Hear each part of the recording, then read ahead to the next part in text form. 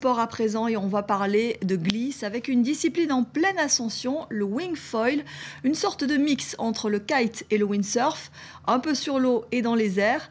En Guadeloupe, il y a de plus en plus de pratiquants. La base nautique régionale de Sainte-Anne a donc organisé la toute première compétition de wingfoil dans son lagon. Une quarantaine de riders ont répondu à l'appel. Le reportage de Bruno Pencio-Villon. Aujourd'hui, et pour 37 pratiquants du wingfoil en Guadeloupe, c'est jour de compétition. Cette discipline se réglemente petit à petit. La Ligue guadeloupéenne de voile fédère en douceur des riders qui avaient jusqu'à présent l'habitude de naviguer en toute liberté sur les plans d'eau de l'archipel.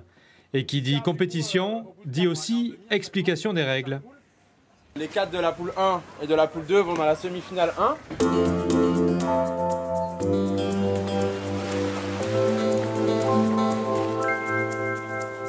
C'est vraiment nouveau, alors c'est vrai que la fédération s'intéresse à la wing, la ligue aussi, on en a pas mal discuté avec le président.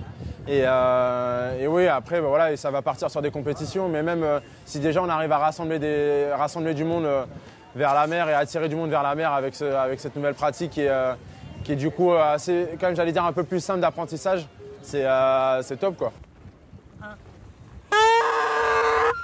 Bon départ.